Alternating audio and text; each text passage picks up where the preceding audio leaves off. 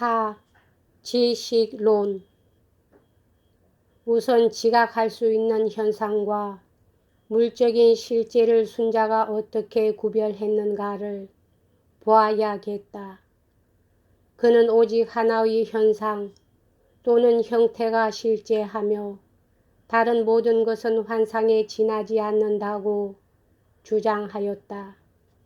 예를 들어 하나의 돌벤치는 본래의 벤치 모습 이외에 호랑이처럼 보일지도 모른다.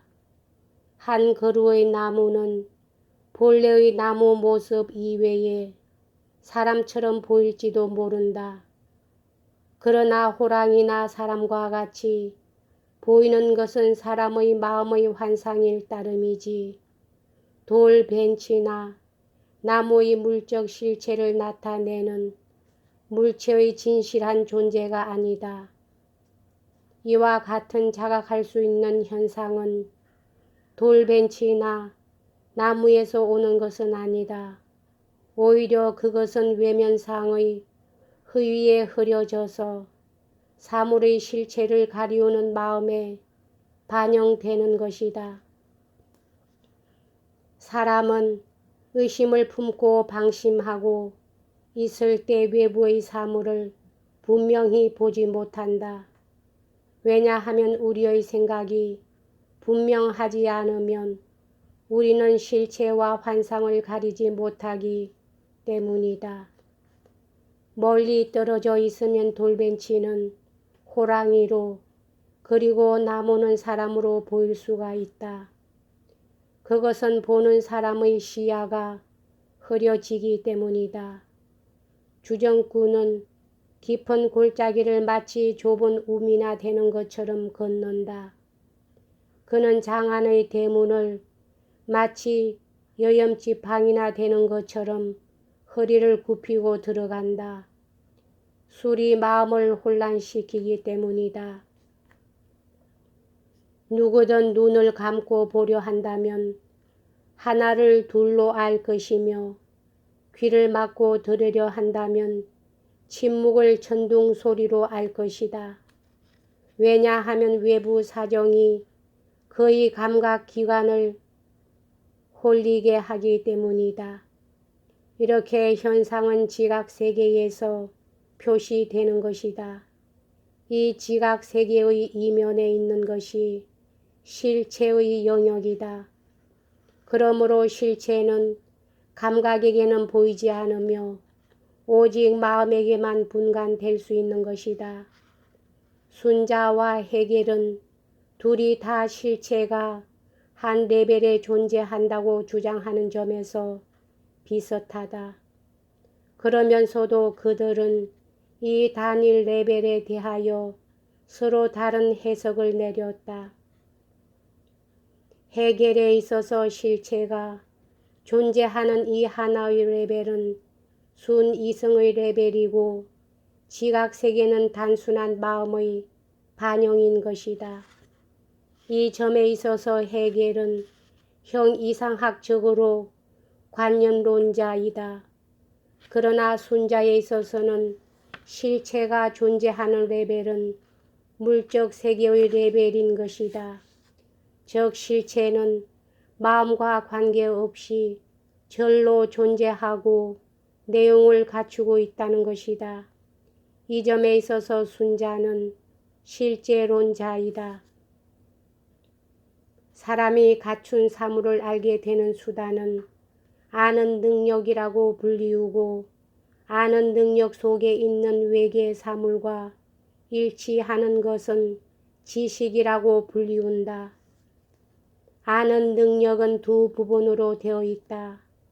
첫째 것은 순자가 일컬은 바 천관, 즉 눈과 귀의 감각 같은 것이며 둘째 것은 마음 자체이다. 전자의 기능에 관하여 순자는 다음과 같이 말하였다. 사람은 어떻게 그리고 무엇 때문에 비슷한 것과 서로 다른 것을 식별할 수 있는가? 천관을 통해서 상이한 형태와 빛깔의 분류는 시각에 기인한다. 음과 곡과 성의 분류는 청각에 기인한다.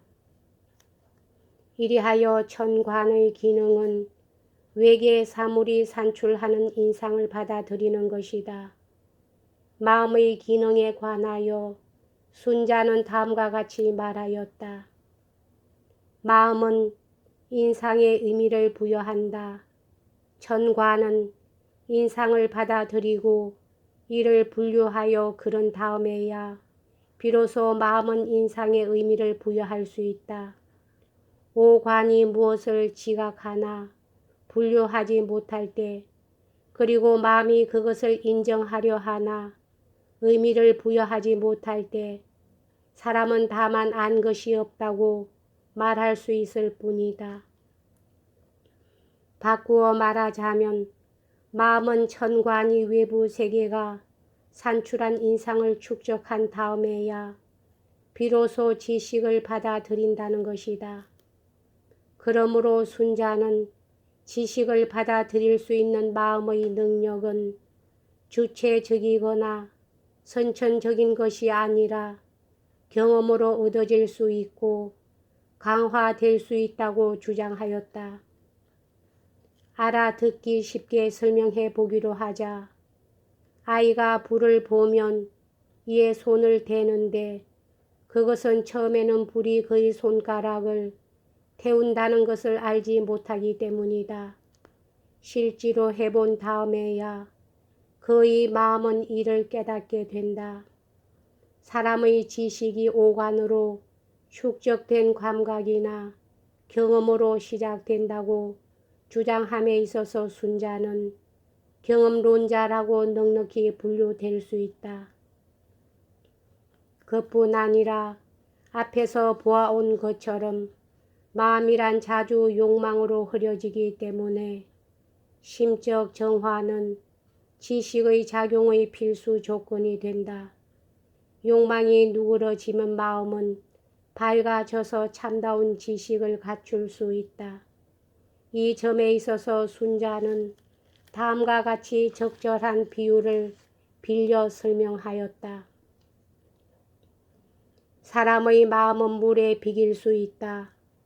물은 정지 상태에 있을 때에는 먼지가 가라앉고 표면은 맑아진다. 이때야 비로소 우리의 형상의 실형은 그 속에 반영될 수 있다. 가벼운 산들 바람이 수면을 스치면 그 속의 먼지는 표면을 흐리게 한다. 그 결과로 형상의 실형은 반영되지 않는다. 마음도 이와 마찬가지다.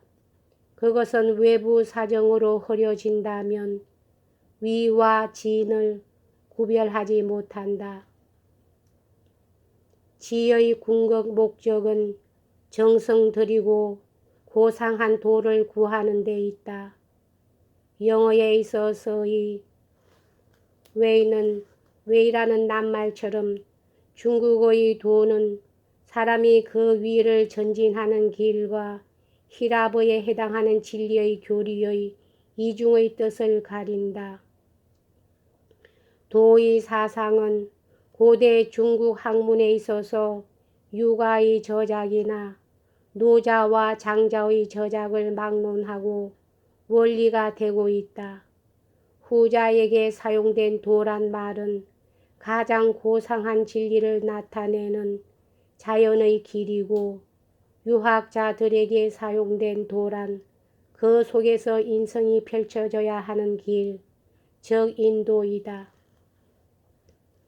예를 들어 공자의 손자 자사, 서력 기원전 492년 내서 451년 자사가 지었다는 자서의 하나인 중용에는 다음과 같은 기절이 있다.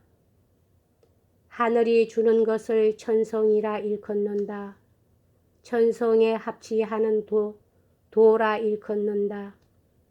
도를 기르는 것을 문이라 일컫는다.